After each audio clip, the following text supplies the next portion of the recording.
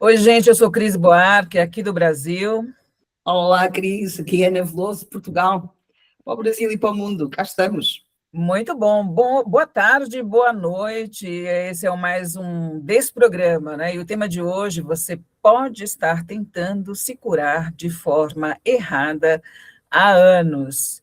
Eu e minha parceira de trabalho, Ana Veloso, operária da saúde como eu, junto com colegas aqui, a gente está todo mundo junto para aguçar os sentidos para fora e adiante de velhos comodismos, conceitos, das formas engessadas e arraigadas, né? E entender antigos problemas que são ainda muito atuais. Esse é um deles. Fala aí, Ana.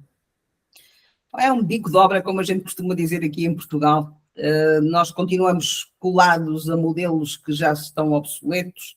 A vida evolui e a saúde mantém-se no mesmo patamar. O que é que temos a acrescentar aqui?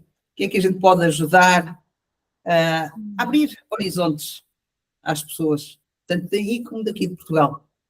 Eu acho que tem muitas curas que elas são ainda necessárias, mas elas não são acessadas. Então, por mais incrível que tudo isso possa parecer, as doenças elas vão mudando através dos tempos, a sua formatação, os seus conceitos, as suas formas de tratar, né, de facilitar esse caminho de autocura, porque, na verdade, a gente até usa esse termo, né, autocura, para não se comprometer muito com a palavra cura, porque ela vai nos levar para um lugar assim de muita responsabilidade e comprometimento, e nós ficamos um pouco temerosos, porque essa cura, ela envolve tantos parâmetros, até aspectos culturais da saúde, e, sobretudo, aquele entender do indivíduo, né? Para onde esse sujeito, essa pessoa vai, o que o trouxe até aquele estado. Aí a gente pensa no profissional da saúde lidando com tudo isso, né? Com esses múltiplos fatores. A coisa é meio complexa, não é, Ana? Às vezes não sabemos onde é que começa uma coisa e termina a outra. Agora, eu tenho uma preocupação sempre que entra um paciente para consulta, é explicar-lhe que ele tem uma responsabilidade enorme no tratamento. E quando falas de autocura, atira muito para este conceito de quais são os hábitos daquela pessoa em casa. Hábitos que até podem ser herdados familiarmente, que podem estar relacionados com uma cultura, podem estar relacionados com uma série de fatores que eu até desconheço, ok? Mas que são extremamente importantes. Então, se os hábitos de vida forem ajustados às necessidades de cada indivíduo, e atenção, eu estou mesmo a falar de um indivíduo, porque somos todos diferentes, não é? Isso poderá ser o primeiro passo para criar diariamente uma cultura de saúde naquela pessoa. Por exemplo, ajustar o exercício físico à sua vida ativa, ajustar a sua alimentação às suas necessidades, ajustar os hábitos de descanso e de sono, ajustar o próprio trabalho, porque às vezes o trabalho é fonte de doença nas pessoas, ok? O trabalho e o dinheiro são fontes de preocupação e, portanto, também pode gerar doença, então aqui leva-nos para uma série de manifestações, de situações, de circunstâncias que estão paralelas umas às outras, mas em níveis diferentes. Que é diz, desculpa. Não, você falou de uma coisa aí que é ajustar os hábitos, e aí você falou sobre exercício, atividade física, que são coisas assim que a gente. É aquela história do óbvio, tem que ser dito, né? Mas tem um ponto aí muito interessante, quando você fala em atividade física, a gente pensa muito hoje em espaços fechados, né? Por mais controlar, porque a gente vai ter um ambiente controlado, mais prático, a gente vai estar dentro de um clube, de uma academia, né? E aí cada um coloca o seu fone, né? Porque é mais confortável, eu não quero ficar ouvindo alguns sons, ou às vezes, assim, determinados tipos de interação social podem atrapalhar a minha 1 horinha de atividade física, mas aí a gente chega num ponto muito importante da cura, Ana, que é a falta de interação. A gente não precisa amar ninguém, se esse for o caso, mas interagir. E aí a gente busca o isolamento, sai dos espaços abertos, onde existe uma absorção de prana, até porque nos espaços abertos eu vou ter mais interação. E aí nós chegamos num fenômeno mundial, que é a insularidade, que é o sujeito se transformando numa ilha, se desconectando da própria espécie, e indo para um lugar onde não há uma permissividade, uma permissão de homeostase. Como você vê isso? O que é que os grupos, o que é que o grupo ameaça, grandes grupos, como no ginásio, impessoais, não é? Porque não somos propriamente amigos e normalmente são grupos de muita gente. Em que é que isso nos ameaça? Em que é que isso nos afeta a nossa individualidade, o nosso bem-estar, muitas vezes as nossas inseguranças, não é? Porque uma boa parte das pessoas que lá estão são bem malhadas, estão bem torneadas, e nós que vamos lá, assim, umas horinhas de vez em quando, passamos vergonhas à frente dessa pessoa. E, portanto, eu acredito que tenha a ver muito com também a nossa saúde emocional, a nossa saúde mental e as nossas inseguranças. E, por isso, ou procuramos espaços abertos, e eu cada vez tenho mais essa experiência em termos de consultório, ou então grupos pequenos em atividades pequenas de yoga, de meditação, coisas que sejam um bocadinho mais de ciclos fechados, em que é possível haver uma identidade entre as pessoas que lá estão, ok, com um determinado fim, e portanto até se tornam amigas as pessoas nesse tipo de grupos mais pequenos. Portanto, às vezes as pessoas dizem, eu não gosto de ginásios, porque por várias razões. Uma delas é por esta insegurança, é pelas figuras que fazemos em frente a gente que é especialista da área. E eu também os tenho como pacientes e são realmente pessoas que vivem para aquilo, que dormem a pensar em exercício físico, que promovem em termos até de suplementação e esse desenvolvimento muscular, etc. O comum dos mortais não tem essa cultura, ok? E, portanto, foge disso, porque não é o ambiente dele. Não está desajustado. Ou seja, eu posso ter um personal trainer, por exemplo, e ter atividade com ele fora do ginásio. Interessante. Agora, ouvindo você falar, eu lembrei de um filósofo, que é o Michel Foucault, que ele fala sobre a questão do que é patológico e do que é normal na sociedade. A gente está sempre revisitando esses lugares, né? Porque uma hora existe uma forma ideal, outra hora existe um comportamento ideal, outra hora algo é doença, mas o conhecimento, claro, se renova e aquilo se modifica, evolui, enfim, se comprovam coisas ou não. Hã?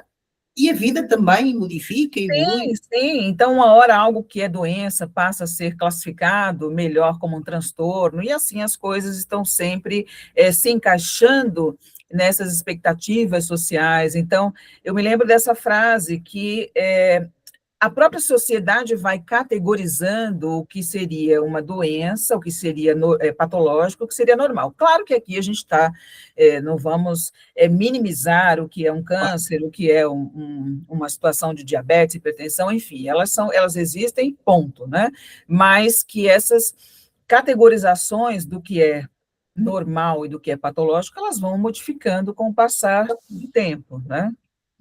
Eu tenho uma filosofia muito baseada naquilo que preconiza a medicina tradicional chinesa. Eles têm uma linguagem extremamente simples, mas que é de uma beleza e de uma atualidade extraordinária, não é? Eles têm um princípio, já sabemos que na base de tudo é o conceito de energia, mas a importância que essa energia tem na conexão do homem com o seu ambiente e a conexão do homem consigo mesmo, ou seja, nós não estamos para a medicina chinesa dividida em partes ou em especialidades. Olá, Gleice. Olá. Ou em especialidades, estás a perceber? E, portanto, esse conceito alicerça coisas que eu acho que têm uma importância primordial e para as quais nem sempre as pessoas estão preparadas, conscientes de observar, não é? As pessoas observam muito bem quando têm sintomatologia física, porque lhes dá impedimento de fazer as suas atividades diárias, etc. mas por vezes não estão tão ligadas às questões emocionais, que são aquelas que, sendo mais insubstanciais, são as primeiras a manifestar-se em caso de distúrbios, percebes?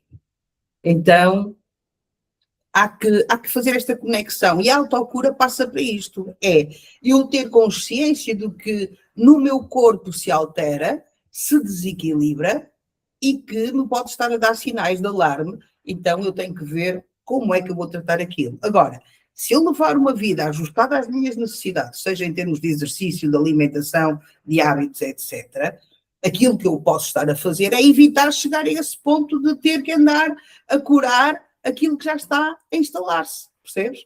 Então, podemos gozar de saúde durante um período mais longo da vida. A gente está numa fase de A gente está numa fase de mudança muito grande na saúde, principalmente, né? A saúde nos últimos 10 anos é uma área em que a gente vê grandes transformações, né? Com todos os dispositivos, todos a performance da IA em exames, etc. A gente está saindo do que é preventivo para o que é preditivo. A gente ainda não está 100% no preditivo, porque o custo ainda não é acessível a todas as pessoas, mas a gente está caminhando realmente para algo muito personalizado. Então, a gente vai sair daquela coisa assim, todo mundo vai precisar fazer tal exame para verificar como está tal situação de saúde. A gente vai sair desse lugar de fala para um outro lugar que é de acordo com a sua análise genômica, de acordo com todo esse mapeamento que foi feito para você, os exames são X, Y, Z. Então, a gente vai sair um pouco do preventivo para o preditivo. Então, existe uma urgência mundial em readequação desse profissional e existe esse ser humano, esse paciente que está ali pensando de que forma ele vai cuidar da sua saúde. E a gente trouxe esse tema, né? Você pode estar cuidando, buscando a autocura de forma errada há anos, porque a saúde ela tem um viés cultural muito grande, né? A gente vai estar ali diante de uma pessoa, ou nós estamos como paciente, e a saúde tem um tema transversal, né, que é cultural, então a saúde, ela é muito cultural, extremamente. O problema da cultura, às vezes, Cris, são entendimentos diferentes e é falta de literacia de saúde, também para o paciente, não só para os profissionais, mas também para o paciente. E, portanto, às vezes, o próprio paciente sabe ou não tem conhecimento de que tem a opção, ou pode ter a opção de se tratar por esta ou aquela via, mas dificilmente ele tem o conhecimento de que se podem integrar várias vias de tratamento, percebe? Com certeza. Mas a gente tem alguns aspectos da saúde que a gente, até como profissional da saúde, não fala muito disso, porque a gente tem que escolher um lugar para falar. Eu sou científica, clínica, ou eu sou mais holística, integrativa, né? Eu sou mais sensorial, eu sou mais sutil. Então, a gente fica, muitas vezes, nesse lugar, e o próprio paciente, o próprio usuário, ele também fica olhando ali e refletindo a respeito do que não é dito. Então, essa coisa do tratar, tem o viés biológico, tem o espiritual, tem o comportamental, tem o social, é tudo bioinformação que nos constitui, né? E ainda há pouco a gente conversava, antes de começar essa live, que era o seguinte, para onde a gente quer voltar, não é possível. Então, essa homeostase, esse equilíbrio, nem é o ponto inicial, né, Ana? Porque ele já estava ruim. Se não tivesse ruim, você não tinha ficado doente. É isso mesmo. Não é? Agora já está. O que é que a gente faz nesta situação? Quando a doença está instalada, o chinês diz que uma doença demora tanto tempo a curar como o tempo que demorou a instalar-se. A gente perde-se no tempo procurando o seu início, a sua instalação. Então, quando a doença se instala, eu posso procurá-la de várias vias. Eu tenho a via natural, mas a via natural não substitui as outras vias. O que eu quero dizer é que nós podemos acrescentar valor às formas de tratamento, porque nós temos um tipo de ferramentas, a medicina convencional tem outro. E são válidos e podem coexistir. Nós não temos, pelo menos aqui em Portugal, eu não sei se vocês têm aí ou não, nós não temos para já implementada e de uma forma consistente estas vias. Cada vez mais me parece que há tentativas para que isso aconteça, e mesmo em meio hospitalar, em meio tradicional da medicina, já existem equipas multidisciplinares em que nem sempre eu sei ou tenho conhecimento que trabalhem exatamente da forma como deveriam trabalhar.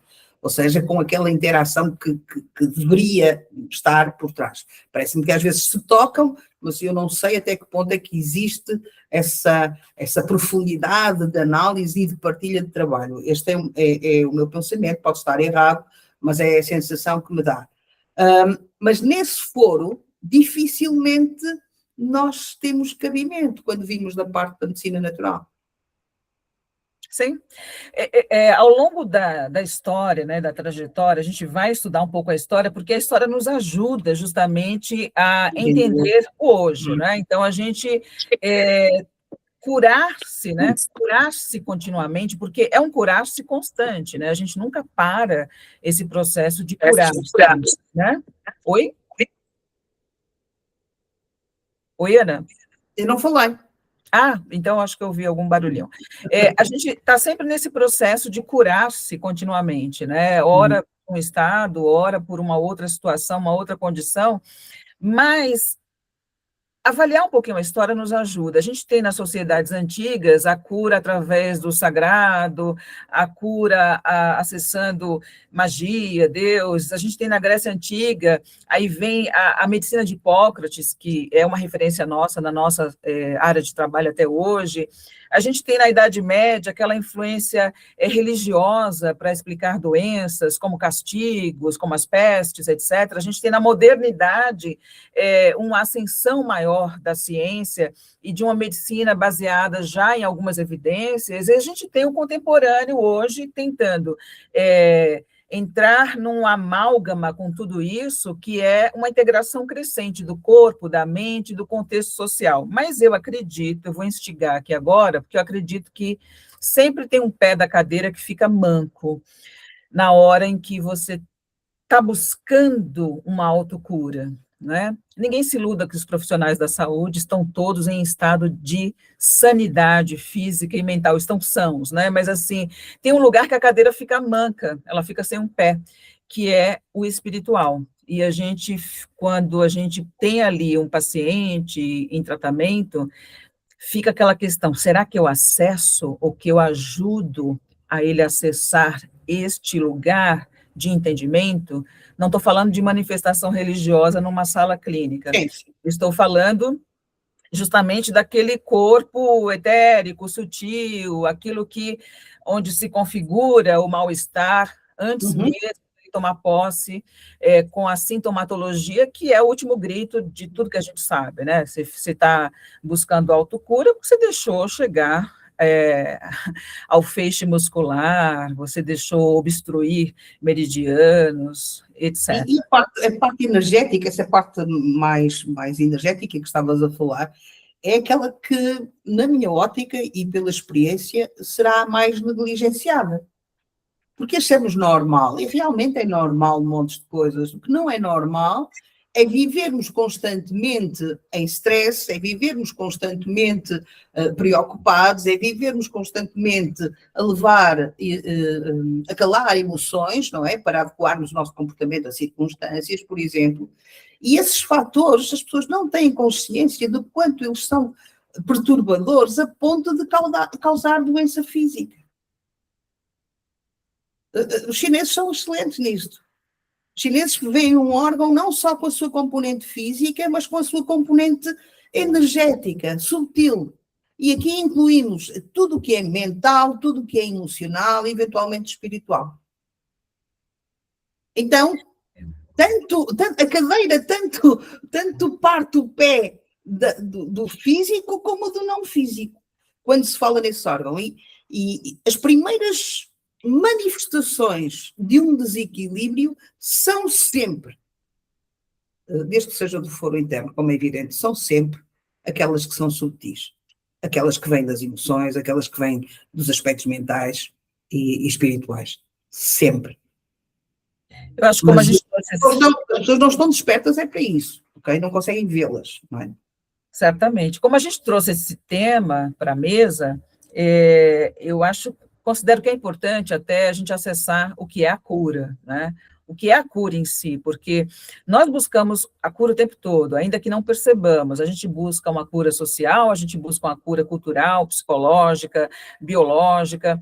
Sempre estamos tentando ajustar essa homeostase, até porque em determinadas filosofias considera-se que esse estado de homeostase seria de um equilíbrio perfeito com o que é a natureza e seus elementos, e, portanto, só conseguiríamos isso a partir do momento em que, religiosamente, vamos dizer assim, religar e se volta à terra, porque aí você se decompõe e entra em simbiose, né, com o todo, em perfeita homeostase. Então, essa é uma linha de pensamento, mas, assim, isso significa que a gente estaria sempre buscando esse autoajuste. Então, curar-se seria, como eu disse há pouco, um estado contínuo, porque estamos sempre buscando essa autorregulação. E essa autorregulação, Ana, eu penso que ela fica muito difícil, quase inalcançável, quando a gente não se reintegra à sociedade mais, a gente não está com essa dificuldade, né? Nós estamos fazendo já um processo seletivo da espécie, com a falta de interação, onde o outro é um oponente, o outro é um adversário, o outro pode me machucar, o outro pode me ofender, o outro pode me magoar. Cada vez Cultural. mais. Oi? Cada vez mais. Cada vez mais, né?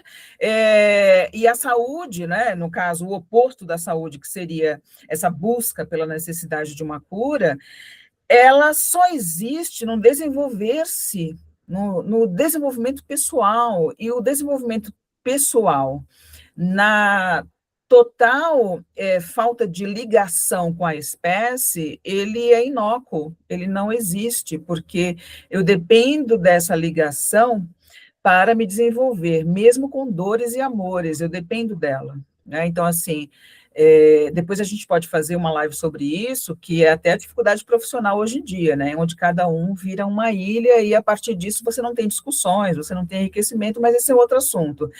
E a psicológica, que é transformar a experiência interna. Eu, particularmente, quero colocar aqui que essa questão de doença e de busca de autocura, ela vem principalmente por eu não conseguir transformar as experiências que vão abalando todo o meu ser, né? Existe uma corrente que diz que tudo aquilo que você vive vai ficar como uma impressão magnética, como um código de barras no seu feixe muscular. Então, a falta da saúde, ela começa a doer, ela dói, eu não sei onde é, mas eu começo a buscar esse lugar de cura, porque dói em mim. E aí é quando você, né, vê aquele paciente chegando até você e fala assim, olha, eu já fiz todos os exames, eles aparecem como ok, né? Mas eu sinto dores. Mas aonde dói? Então, dói. Sabes que Dói. viver é um processo. E é um processo sujeito a desafios constantes. Eu sou simpatizante da astrologia e relato muitas vezes nas minhas incursões sobre essa matéria, quando falo, por exemplo, de mapas astrais. E quando eu falo de leituras de missões de vida, de expectativas, de ferramentas que as pessoas trazem, as pessoas também trazem consigo alguns desafios. Caso contrário, o que é que a gente estaria cá a fazer? Passar férias? Entendes? Agora, como é que nós lidamos com o desafio? Como é que nós lidamos com a mudança? Há bocadinho dizias aquilo que estavas a falar, eu denotava nesse processo contínuo de busca pelo bem-estar um certo esforço. Agora, o nosso corpo e a nossa mente têm características naturais de adaptação, de exigência, de perceber o que é que está bem, o que é que não está bem, ajustar-me ao que eu tenho que me ajustar, afastar-me do que eu tenho que me afastar. Às vezes, cortar com alguma coisa faz bem à saúde. Faz bem à saúde, dentro de portas, no trabalho. Quantas pessoas hoje em dia, com mau ambiente de trabalho, largam o trabalho para vir e fazer outra coisa porque já não conseguem suportar. Então, o que nós podemos avaliar, na minha ótica, é que as nossas relações sociais são diferentes do que eram antigamente por outras razões. Razões de incompatibilidade social, política, económica, muitas vezes esfregada na cara pelos pares, porque eu tenho a cor A, tenho a cor B, eu tenho os gostos A, eu tenho os gostos B, percebes? Ok? E, portanto, há coisas que nem dá para discutir. Nós temos que coexistir falando linguagens diferentes. Eu penso, porque eu também tenho as minhas incompatibilidades, e às vezes eu penso que eu tenho que descansar, até que determinadas correntes sei lá, filosofia, por exemplo, de vida, se esgotem, se cansem, se consumam, porque eu já não tenho energia para as combater. Entendes?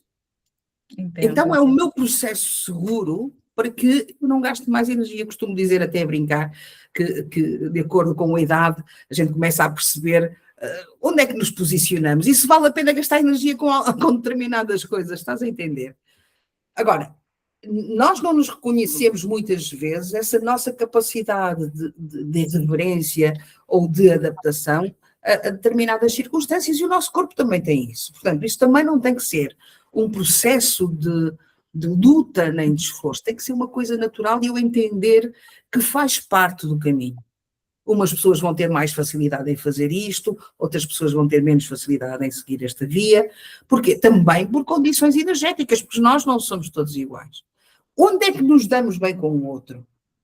Onde há semelhanças de gostos, onde há uma paridade de interesses, ok? Então os grupos hoje são estes. Já não é só o vizinho do lado só porque é vizinho, mas eu não o posso aturar, não consigo.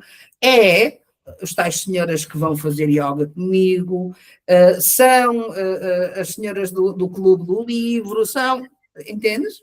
É muito chato, muito cansativo, e não há êxito nem na compreensão, e nem na evolução, e nem no tratamento da dor, porque é tudo muito certinho, juntinho, de acordo com o formato que eu penso, que eu sinto. Não existe nenhum tipo de antagonismo, de questionamento que me permita entender algo diferente daquele modelo que eu já estou engessada nele, né? Mas a dor está-te a chamar a atenção para alguma coisa. Porque é que dói? O que é que a dor está a traduzir que algo em ti está a dar um sinal de alerta e já não suporta mais. E agora, se calhar não é no físico que nós vamos procurar as coisas. Se calhar temos que ir à parte mais sutil e ver que na parte mais sutil o que é que está a acontecer, ou o que é que aconteceu, há quanto tempo que a pessoa está assim, o que é que aconteceu naquela altura. E perceber o que é que, entretanto, o indivíduo arrastou até o dia de hoje.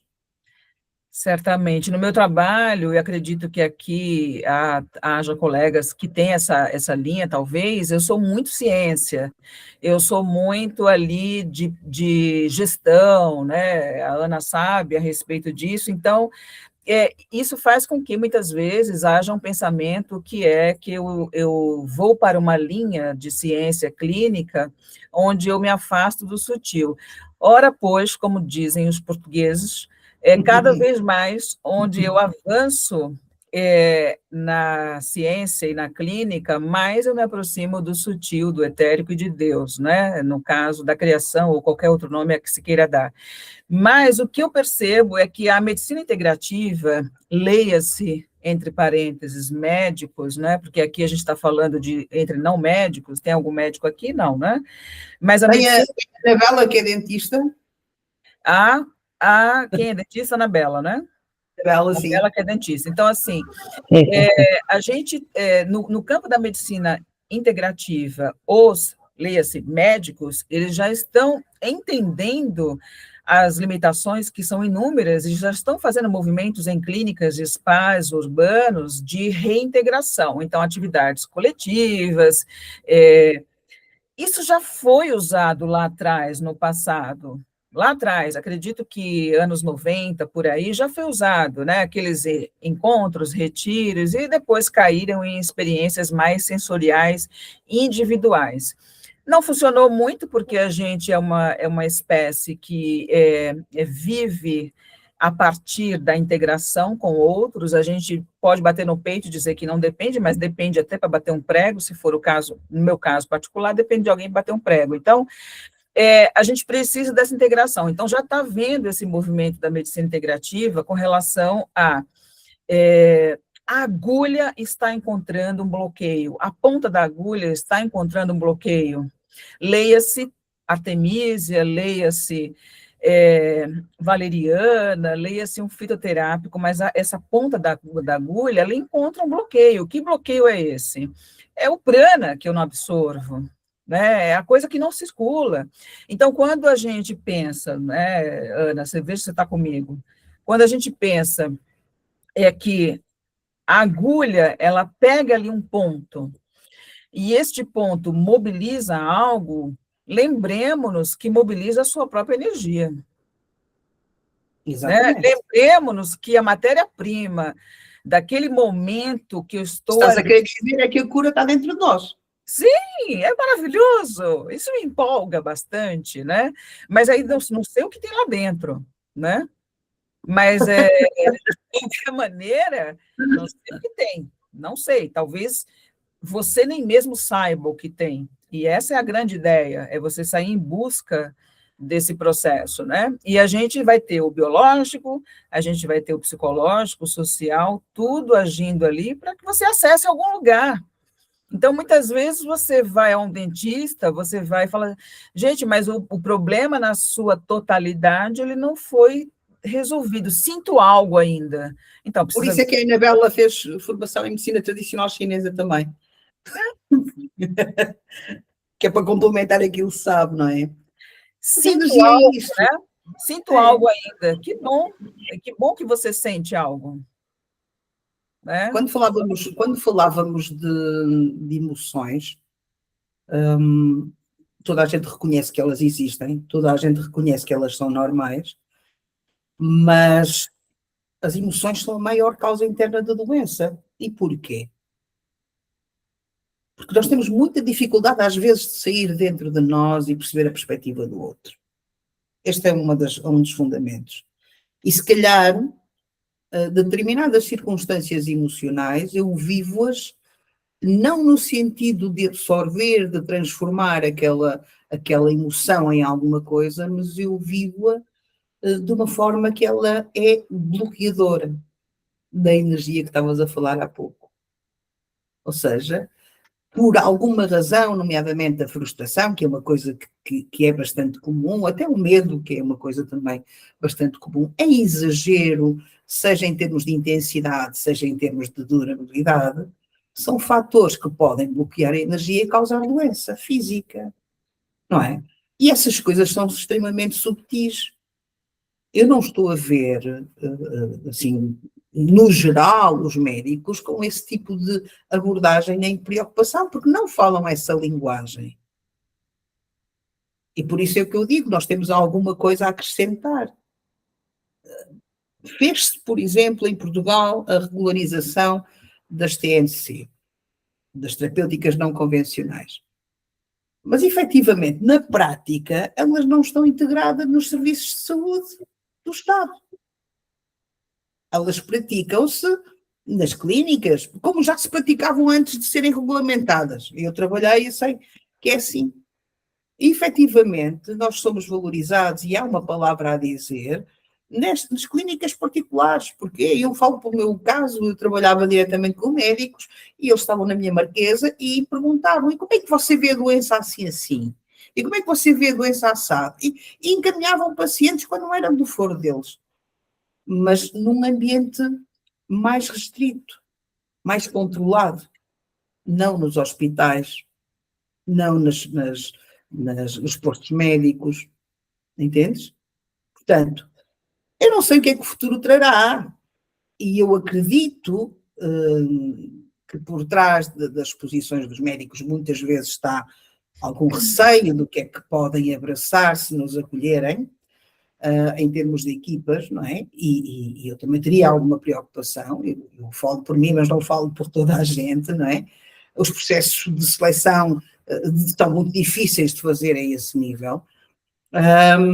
E até que ponto é que eles podem estar descansados que terapeutas da saúde natural não lhes vão tirar trabalho, que é uma das preocupações dos médicos, é terem um pluro. Anabela, corrige-me se eu estou errada.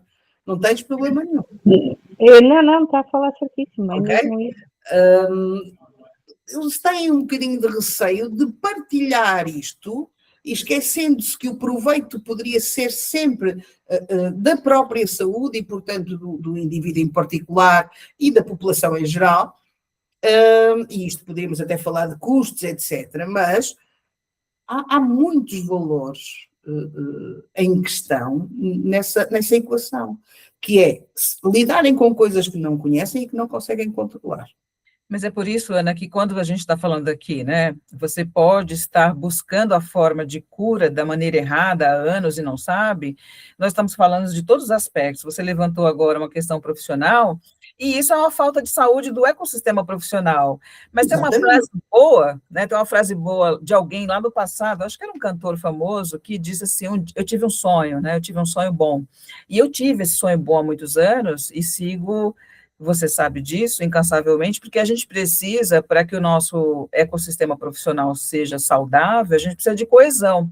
E a gente precisa estar aqui falando de doença, falando da forma de tratar doenças, falando por que não está dando certo tratar dessa doença, porque muitas vezes os próprios profissionais estão com o ecossistema profissional adoecido. Então, a gente aí precisa transitar para um outro lugar de fala e compreender exatamente o que é isso. Olha, eu me empodero quando eu estou junto de alguém, eu posso até ir longe sozinha, mas não vou tão longe quanto quando eu estou empoderada com os meus pares, né? E os meus pares, muitas vezes, ele não está só na minha rua, ele está...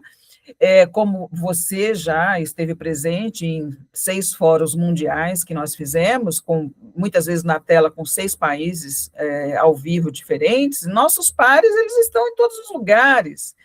E quando a gente fala assim, do tratar, e por que isso não está funcionando tão bem, ou por que aquela pessoa que está ali, ela se questiona, por que eu ainda não alcancei a minha autocura? E aí o profissional até... também pode se questionar, mas eu já fiz toda a terapêutica adequada, já usei todo o meu melhor e não estou conseguindo acessar isto nesta pessoa. Por que será? Aí eu vou trazer uma provocação aqui sobre o perdão. É crucial que eu consiga acessar esse lugar de perdoar. Mas eu nem deveria precisar acessar esse lugar de perdoar. Sabe por quê? Porque eu não deveria me afetar tanto. Então, quanto menos eu me afetar... Por que há essa afetação? Essa afetação, ela vem de uma capa de orgulho, de uma capa de vaidade, de uma capa onde você... Como assim você resolveu me afrontar com essa ideia? E é minha ideia? Não é? Então, a gente precisa, para a autocura, reaprender a estar no diálogo, reaprender a estar na convivência, reaprender a que você, Ana, fale algo, eu falo, puxa, isso é interessante, eu não tinha pensado, é um pouco diferente da forma que eu vejo, né? E assim é com o seu paciente que chega ali, porque ele chega muito dolorido, ele chega com a questão de vaidade comprometida, do perdão, ele se afetou, ele recebeu uma bordoada na cabeça, que ele não sabe nem, uma voadora, que ele não sabe nem de onde veio, ou por que veio, e ele se afetou. A gente tem que se afetar menos. Uma das coisas... Desculpa, por acaso eu estava agora aqui a pensar, e dentro desse âmbito mais energético, é comum o paciente ser sempre orientado ou para psicologia ou para psiquiatria, não é? E depois as conotações que isto traz para o paciente, pronto, são outra discussão. Mas eu tenho, por acaso, a honra de conhecer alguns psiquiatras, não são muitos, mas alguns psiquiatras, que associam a nossa linguagem à sua linguagem de trabalho. o que é excelente, em termos de procura, em termos de satisfação dos pacientes. Eu já trabalhei com alguns, portanto, eles existem. Não são, ainda o grosso do trabalho e, se calhar, não tem uma representatividade também na vida, na vida médica, em geral, forte e sustentável. Porque também é preciso ter algum arcabouço, como dizemos cá, para enfrentar os pares e dizer e assumir-se que também fazemos isto. E quando estou a falar disto, estamos a falar de áreas variadas, não é? Não, estamos a falar de coisas sutis, como reikis, etc., sei lá, regressões, coisas assim, na área da psiquiatria. E com muito sucesso. Estamos a falar, eu conheço uma pessoa com os seus 60 e qualquer coisa anos, perto dos 70, com atividade deste tipo. E realmente com um sucesso tremendo. Portanto, eles existem, são em poucos, têm pouca expressão. E lá estamos nós. Tenho que ser médico para estar dentro do sistema. Se eu não for médico, não estou dentro do sistema. Em Portugal, nós já somos profissionais de saúde. Só não somos médicos. Certamente há espaço para todos, a gente precisa encontrar o nosso lugar, onde a gente tem um destaque, a gente tem um lugar de fala, porque se a gente precisa de uma cirurgia, e eu rezo para não precisar, e que vocês também não precisem, quem vocês vão querer ver à sua frente, certamente é um médico e que seja muito qualificado, não será um profissional das terapias não convencionais, um naturopata, você quer um médico e que tomara Deus que ele seja bastante qualificado. Então, assim, há lugar para todos, a gente só não... a gente está perdendo esse lugar de entendimento da cura, que a gente não quer absorver essa palavra, né, mas de facilitar a autocura de outro, esse lugar de estar, justamente por falta de coesão e até de entendimento. No encontro anterior, nós falamos sobre por que os pacientes estão sumindo, e, de certa forma, esse tema, por mais que seja muito específico de doença ou de cura, ele dialoga, de alguma forma, com o anterior, porque se a gente não entende o que está fazendo ali, se a gente não entende todos os temas transversais que envolvem a saúde, como a bioinformação, como a saúde no aspecto cultural, antropológico, sociológico, psicológico, etc., a gente não consegue fazer um plano de tratamento, não consegue explicar a dor desse paciente. Eu gosto muito de um conceito de dor que ele diz mais ou menos assim: a dor é uma morte celular local, fruto de um mau comportamento. Eu acho fantástico, porque resume uma vida de estudos, porque, assim, se está doendo, tem morte celular local, fruto de um mau comportamento. Qual seria a forma de corrigir? Fazer uma revisão de tudo, a forma como eu interajo as experiências da vida, o perdão, porque eu preciso soltar, eu preciso, liberar aquilo. E aí, voltamos àquele ponto, a agulha está encontrando um bloqueio, né? O fitoterápico encontra, o próprio médico vai encontrar também, só que ele vai ficar mais perdido que a gente, porque pelo menos a gente já tem essa ótica, né? Essa visão panorâmica mais ampliada para acessar esses lugares, mas ele vai ficar perdido também. Puxa, mas por que eu não estou, a não ser quando é um espírito divino, né? Como o doutor Eduardo Bach, que na época fez um questionamento e falou: ora, pois, né? Está a acontecer que eu uso todos os recursos e o paciente do pronto-socorro não responde. E aí ele foi se dedicar e chegou às florais e tal, que a gente também pode pensar numa outra ótica, que eu fico doente porque eu não desenvolvi virtudes. Se eu desenvolvo as virtudes, a gente pensa no sistema dele, que foi muito redondinho, muito certinho, com aquelas essências todas, que visam nos trazer a um centro, uma ação centrípeta, né? E nos levar a um lugar de potencialidades, de virtudes, porque inicialmente está tudo certo. Você vem para cá zeradinho, né? Pronto para ser um ser saudável. Mas aí depois você desperta e começa a juntar todas essas capas e as virtudes vão para baixo da terra, né? Então, fica doente mesmo, né? Você precisa acessar esse campo de novo. Então, quando a gente tem ali, quando a gente traz esse tema, né? Você pode estar tratando a doença ou não estar se curando da forma certa, porque está fazendo a forma errada há anos. O que exatamente isso significa? E até onde a gente pode acessar isso como profissional e até onde a gente pode abrir tudo isso como paciente, como aquele que precisa. Gente, na fila dos que precisam ser curados, autocura e revisão, eu sempre estou lá. Eu não tenho cura, se calhar, também estou. Também há 60 anos quase. Não é? Estamos todos, não é?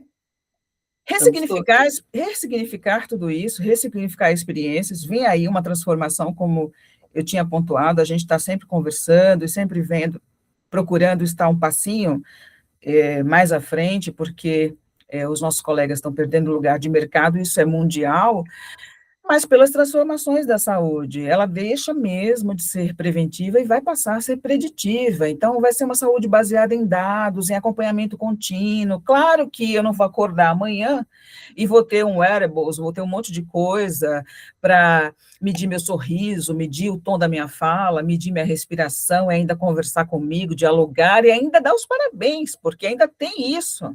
Né?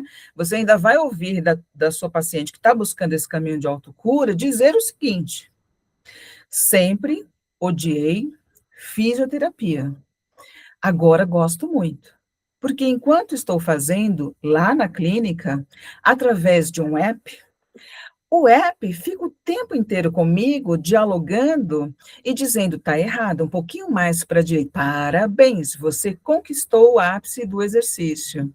Né? Muito bem, manda coraçãozinho, curtida, e a gente se entende por quê? Porque é um movimento de insularidade. Eu me torno uma ilha e passo a viver sozinho com os meus apps. Né? Vamos escapar a esse movimento que também é global. Agora, podemos eventualmente usá-lo a nosso favor. Não vejo isso numa realidade tão próxima, pelo menos por aqui, embora já se vejam, mede os valores de glicose no sangue, o telemóvel, queixa-se do batimento cardíaco, das alterações cardíacas, já faz algumas coisas, mas não tratam. Okay. O que pode ser muito estressante também, né? Ter ali um monitoramento. Eu não sou fã, portanto, para isto para dizer a verdade, não é? Porque senão deixo, em cima desses problemas encontrados eu vou depois ter problemas de insónia, não quero. Mas isto para dizer o quê? A experiência, por acaso, que eu tenho em clínica mostra que a procura da parte do paciente é cada vez um bocadinho mais eclética. Ele sabe que não pode viver sem a saúde médica, ok, convencional, mas ele procura alternativas que não sejam tão químicas. Eu acabei de receber uma mensagem há pouquinho de uma senhora com os seus 74, 75 anos, a dizer que a médica lhe deu os parabéns porque ela deixou de ter hipertensão e deixou de ter colesterol. E ela diz-me no final, mas foi com aquilo que a doutora me disse para fazer, não foi com a dieta da médica. Ok. O que interessa é que a mulher está bem. Ora, quem é que tem razão, quem não tem? Isto só para dar aqui esta integração, que às vezes ela não existe de forma formal, ok, de uma maneira formal, mas ela existe porque o paciente procura outras alternativas que não levem a uma intoxicação também grande, que procure de uma forma natural a tal autocura que o nosso corpo tem capacidade para fazer. E, portanto, certamente. Nós, como profissionais, esta é a minha posição, nós, como profissionais, somos educadores dos nossos pacientes. Eles procuram, eu não vou buscar ninguém a casa. Eles procuram-nos para um determinado fim. A gente tem que os educar para saberem qual é a sua responsabilidade para chegar a esse fim. Você quer atingir esta meta assim, então, o que é que estamos a fazer errado? Onde é que está a pisar a linha? Então vamos ver todos os passos, vamos realinhar isso dentro daquilo que são padrões execuíveis, não é? Vocês não peçam milagres às pessoas, porque isto é muito difícil, alterações alimentares, as pessoas não gostam nada de alterar. Se vocês vão buscar alimentos que não fazem parte do conhecimento da culinária da pessoa, está condenado ao tratamento. Já ninguém faz nada com aquilo. Então, com a dieta de proximidade, com os produtos que a pessoa conhece, fazer uma coisa equilibrada, que seja execuível, o exercício físico, o possível, não é? De acordo também com as condições da pessoa, e aqui no caso de uma senhora de 70 e tal anos, que começou a fazer tai chi, ok? E está a durar. Então, estas coisas são muito interessantes. Os nossos pacientes também abrem horizontes. Eu acredito que a senhora tenha hoje uma vitalidade maior, não só pelo estado de saúde física, mas pela amplitude de conhecimentos que ela ganhou e que percebeu que acrescentam. E, portanto, ela não está morta. Entendem? Aquilo que dizias há bocadinho, toda a gente à X idade tem que tomar não sei o quê, tem esta patologia assim, assim. Não é obrigatório. Não é obrigatório. Nós temos um papel primordial em relação a isso com os nossos pacientes. Sim, a gente precisa compreender que esse lugar, né, de cura que a gente precisa acessar, ele dá um pouco de trabalho, porque a autorregulação, ela é um trabalho contínuo, não é? Quando você come algo que não cai bem, você tem que fazer, o próprio corpo busca aquela autorregulação, mas antes disso, se estabilizar, muitas vezes vem uma náusea, vem uma azia, vem alguns sintomas de correção, de autocorreção.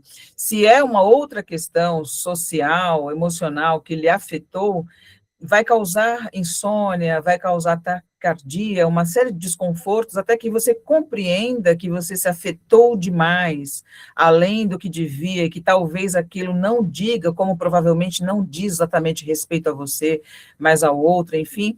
Antes de finalizar formalmente, vamos abrir aqui para participação, que talvez haja algumas colocações dos colegas ou dos amigos aqui para serem feitas. Quem quiser falar, só se posicionar, só levantar aí o braço ou sinalizar. Alguém quer falar algo? Estão à vontade, façam de coisa que estão na vossa casa. Um de cada vez, para não dar briga, por favor. Não. Tirem a senha, por favor. Eu, por acaso, queria colocar uma questão que vocês focaram há pouco. Falaram muito na questão do perdão, não é? Da forma como as coisas afetam. E eu queria tentar perceber assim melhor, aqui é numa relação bidirecional, afetam o paciente e também afetam o próprio terapeuta na forma como também encara o tratamento, como encara a consulta, e tentar explorar um bocadinho isso, que eu gostaria assim de perceber um bocadinho mais. Como a Ana bem colocou aí, o nosso processo, lembrando, reforçando o nosso processo orientativo, educacional, e assim, ele é desvinculado de aspectos religiosos. Entretanto, cada ser traz em si, ainda que não se recorde ou não tenha despertado para isso, uma religiosidade natural, um religare, mesmo que esse paciente, mesmo que essa pessoa diga que não acredita em nada, ao dizer isso, ele já acredita em alguma coisa, nem que seja o fato de não acreditar. A gente não é aquele ser que desacredita de tudo, porque isso é quase gravitacional para o espírito, né? E quando eu falo espírito, eu não estou falando exatamente de doutrina, eu estou falando daquilo que nos forma, né? Como um corpo físico, mental, emocional e espiritual. O que é muito importante é nós compreendermos que perdoar não é nenhum grande ato, né? E não é tão difícil assim quanto parece. Muito embora seja importante compreender que cada um vai ter esse tempo do entendimento, mas o perdoar, né? Eu preciso perdoar, eu preciso tirar essas travas que estão me doendo o corpo inteiro, as articulações, na verdade, diz muito mais a uma autopercepção de o que foi que me provocou tanta afetação. Então, algumas atividades podem ser feitas para acessar esse lugar. A meditação pode ser uma delas, desde que o sujeito consiga realmente introspectar, ficar quietinho 1 ou 2 minutos, para olhar para esse lugar lá dentro do coração, né? Na medicina indiana, a gente tem a alma, né? O centro do ser localizado aqui nesse ponto, mas na medicina chinesa, a gente tem o coração albergando toda a consciência, né? A morada, né? Do ser. Então, seja por uma ótica ou pela outra, eu consegui entender e pensar que a meditação não é aparar os pensamentos, né, porque o cérebro não consegue fazer isso em hipótese alguma. Se você tenta parar os pensamentos, o cérebro começa a se empenhar a mandar mais pensamentos, porque ele acha que ele vai morrer, né? Se ele pudesse pensar, ela está morrendo, morte cerebral, e eu preciso mandar mais coisas para ela se preocupar, porque faz parte da dinâmica dele deixar você o tempo todo em operação. Então, seria olhar para dentro, e você pode ajudar a si mesma com isso, ou ajudar alguém que precisa, compreendendo que qual foi o ponto de tanta afetação? O que foi que afetou? O que foi que pegou fortemente, né, em você? Ah, foi porque o que foi dito me humilhou, né?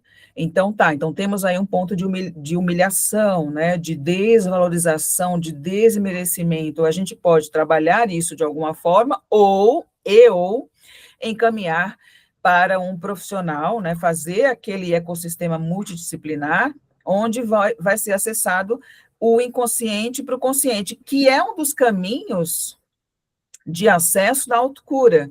É uma visão da psicologia. A psicologia, no processo de autocura, ela coloca isso. E se a gente acessar o inconsciente, trazendo para a consciência, para que eu perceba quem de fato eu sou, e por que me afeto tanto. Tem gente que todo dia precisa perdoar alguém. Todo dia precisa perdoar alguém. E o que é que leva alguém a ter dificuldade em perdoar? O que é que liga a pessoa a esse evento? É uma pergunta? É uma pergunta? Não, é uma constatação. Quer dizer, a pessoa, por alguma razão, não permite sair dali. Aquilo foi um bloqueio nessa altura, não é? Aquilo que estavas a falar há bocadinho, o chi deixou de circular, a agulha tinha qualquer coisa que, pronto, a pessoa fica ali agarrada a hipervalorizar aquele evento, ok? A kinesiologia ajuda imenso nesses traumas, a kinesiologia emocional, porque é capaz de chegar lá e dar consciência à pessoa que aquilo foi no passado, já não há nada a fazer-se àquilo que se passou. Exato, exato. Okay? Essa não coisa tem utilidade nenhuma. Hoje em dia... Coisa do perdão, Ana, essa coisa do perdão, ela dá um evento de final, uma imersão de final de semana. Porque ele pesa de uma maneira tal que rouba toda o prana, o chi, o ki, leva o prana do universo, não sobra ar para ninguém, é uma tristeza. Você imagina, somos quantos agora? 9 bilhões, 8? Eu não me recordo agora do número exato no mundo. Você imagina se, por acaso, pelo menos, né, olha que eu estou chutando aí para baixo, metade tiver precisando perdoar, né, eu joguei para baixo. Então, você imagina que tipo de ressonância se cria, né? Que tipo de... E aí, assim, por mais que eu seja da ciência, da clínica e tal, se eu desconsidero essa ressonância, é melhor eu desconsiderar também uma tomografia, uma ressonância magnética, um eletroencefalograma, desconsiderar toda a ida recente da Artemis 2 à Lua, desconsiderar tudo isso, né? Então, mais alguma colocação? Eu não sei se foi, Tereza, ajudou em algo? Sim, ajudou, sim. É que havia aqui assim umas questões que para mim não estavam completamente claras.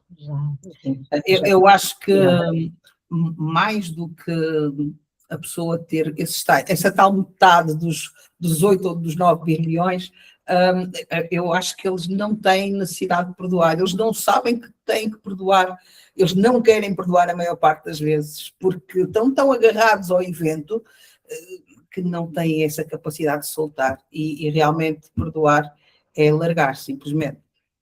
Se a gente entende um pouquinho do fluido vital, né, que nos conecta a todos, e ao próprio universo...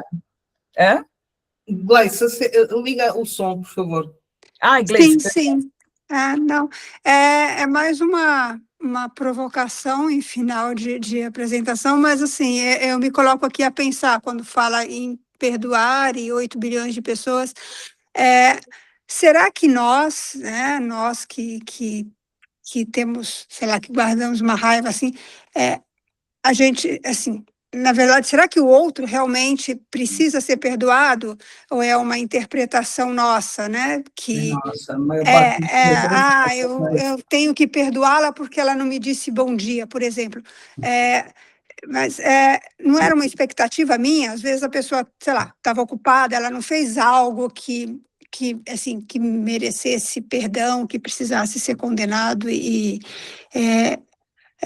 enfim, esse tratamento do perdão, eu acho que sim, tem casos de perdão e tem casos de reinterpretação de como a gente processa, que talvez passe pelo que a Ana está falando. Contigo.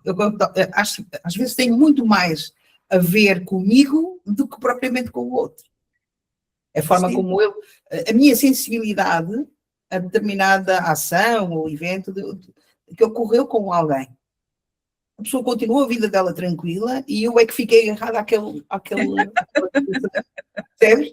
Então, a utilidade disso hoje, de uma coisa que se passou há milhares de anos e as pessoas continuam diariamente, vêm às consultas e falam sempre na mesma coisa. Mas já passamos esse episódio. Entende? Eu concordo contigo. Às vezes é o nosso espelho. O que é que aquilo em nós despertou que nos ficou ficar preso àquela situação, àquele evento. É que perdoar é uma culpa cristã, não é? E ainda quando você se diz ateu, né?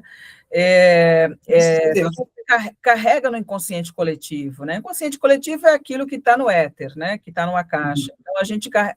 Isso está aí, você acessa sem querer. Até quando você fala que é ateu, que não acredita em nada, você está acessando esses padrões do inconsciente coletivo, né? Tanto que a gente não cria nada, a gente só capta se tiver numa ressonância tal e qual. Então você capta o que está aqui e fala: nossa, eu sou fantástico porque inventei a roda, né? Mas não é bem por aí. Então, é uma culpa cristã, uma necessidade, né, de fazer as pazes com o que aconteceu lá atrás. Cara, eu perdoei, tem um nível de entendimento e superioridade meio que ok, mas o que a Gleice trouxe aí, ela trouxe uma palavrinha que é aquela palavrinha mágica, expectativa, né? O cara não me cumprimentou, a pessoa não me cumprimentou e tal. A sua expectativa é que ela está muito alta em relação às pessoas. Então, se a pessoa olhar feio para o lado, nossa, ela já pegou em algo em mim e eu vou decidir agora se vou desculpá-la por isso, perdoá-la ou não. Então, é um lance de expectativa. Eu diria que expectativa,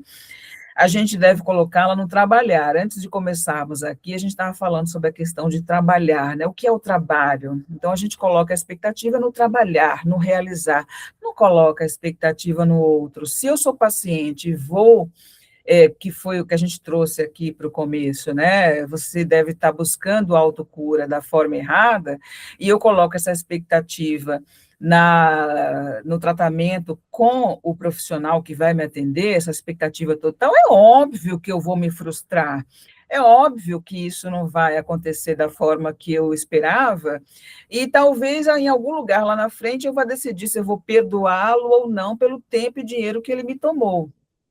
Né? Então, assim, é uma expectativa muito grande para amigos, para relações comerciais, para chefes, coloca a expectativa em cima de você, acessa a sua energia e coloca essa expectativa e transforma em algo, porque por que você tem que perdoar exatamente? Não sabemos, mas, assim, também diz que você está se afetando bastante com tudo, né? Diz sobre isso. Por que eu estou... Estamos a falar em perdoar, mas também podemos estar a falar em pedir perdão. É para isso também temos peso na consciência, sentimos culpa a maior parte das vezes, ou uma boa parte das vezes. E, portanto, lá estávamos nós um fim de semana inteiro a falar só sobre perdão, não é? Porque só estávamos a ver um lado da história, mas depois há o outro lado, na posição de quem realmente sente culpa e necessita ou não pedir perdão. portanto, depois aqui também às vezes muito conflito interior, não é? Até que ponto é que eu assumo esta minha sensibilidade, ou este meu engano, ou o meu erro, a minha agressividade, seja o que for, e vou ter com o outro e peço perdão. Não é para muitos. É maravilhoso como a gente começa um trabalho que tem uma veia bem clínica, terapêutica, a gente acaba aqui, assim, na espiritualidade, no contexto espiritual, não de religião, mas a gente trazendo a essência para a mesa, essa mesa virtual, e falando sobre isso, porque no fim a gente vai para o espaço, volta, dá a volta na Terra 3 vezes, e a gente volta para o mesmo contexto, né? Ou para justificar que, de fato, não adianta performar em algo diferente, que ela é mesmo redonda, mas a gente vê, né, por aqui surgiram outras ideias, tentaram colocar uma ideia de plana, mas a gente vai para esse lugar, né, desse multiverso, de perdoar, do que me faz ficar doente, por que eu já fui aos melhores e não consegui acessar um lugar de cura que eu esperava, ou o profissional, por que nesta pessoa aqui, a gente conseguiu uma suave melhora, mas não tanto quanto eu esperava, né? Então, é justamente isso. Talvez estejamos acessando os lugares de cura só pela metade, né? Só considerando, às vezes, um aspecto, biológico, eu estou com anemia, então tá, então é só agora reposição de ferro, agora eu estou com tal coisa. Então, você escolhe um lugar para acessar, normalmente o menos complexo e menos difícil de resolver. Tá aí a Anabela, que tem como é que fala, um desafio muito grande com relação à escovação, com relação à limpeza, com relação a uma série de coisas, né? Mas aí, sei lá, eu como qualquer coisa, faço de qualquer jeito, depois eu vou lá, ela faz uma limpeza. Então, eu escolho os lugares mais fáceis, e aí, por causa disso, os menos complexos, e por causa disso, eu não consigo dizer assim, consegui me curar. É um processo. É uma aprendizagem. Não é? A gente, para aprender alguma coisa, tem que ter desafios, não é? A gente tem que olhar o desafio, e a gente só olha o desafio quando ele realmente é obstrutivo, impede que caminhemos. Só com isso é que nós aprendemos. Ok? Exato, exatamente. É muito difícil não ser de outra forma. Agora, há parâmetros que são muito importantes, independentemente da posição dos médicos, da nossa posição, seja o que for, o importante e a base, na minha ótica, é o paciente. O que é que ele pode fazer em prol de si mesmo? Antes de mais, primeiro, não estragar. Não, primeiro, não estragar. Agora, estragando, o que é que pode fazer? Como é que estragou? Vamos corrigir. Continua a estragar ou não? Por isso nós falamos muito em alimentação nas consultas, não é? Vamos corrigir os erros alimentares, vamos corrigir os erros de vida, de hábitos de vida. Vamos deitar a horas, vamos ter qualidade de sono. E pode ser que realmente a homeostase não seja assim tão difícil. Ela só é difícil depois, é quando estes desprogramas, não é? Como nós chamamos, não é? Tomam uma proporção muito grande e acabam por durar durante muito tempo. E então a pessoa, essa homeostase desejável, cada vez está mais distante. Exato. Então, por isso mesmo. Se os chineses dizem que uma doença demora tanto tempo a curar quanto tempo demorou a instalar, sejam só. Muito bom. Gente, desse programa, porque ficar em caixinhas é muito ultrapassado e não nos ajudou em nada, a gente não deveria nem ter entrado nessas caixinhas, né, desse programa, porque a gente precisa compartilhar esses conteúdos e porque a gente precisa aumentar esse ecossistema profissional de grande entendimento, porque as relações vão ficar melhores, né, desprogramar esse universo do sozinho, da insularidade, porque ninguém é uma ilha, embora tente ser. Então, desse programa é isso aqui, e foi muito interessante, né, a Tereza, a Anabela, a Gleice, a Silvia, a Beatriz, a Sofia, eu, Cris Buarque, e a minha parceira, Ana Veloso, para a gente poder desconstruir, não é, Ana? Cá estamos lá mais uma semana, para a semana se calhar há mais, então, conto convosco, eu agradeço a vossa presença, espero que sejamos companheiros de viagens em próximos eventos, eu vou partilhando. Obrigado, Beatriz, Sílvia, são aqui duas Sílvias, a Sofia, a Gleice, a Anabela e a Teresa também. E um abraço para ti, Cris. Muito Vamos bem. falando. Até o próximo desse programa. Obrigada a vocês e até breve, gente. Obrigada. Boa noite. Obrigada a todos e boa noite. Bom descanso. Obrigada.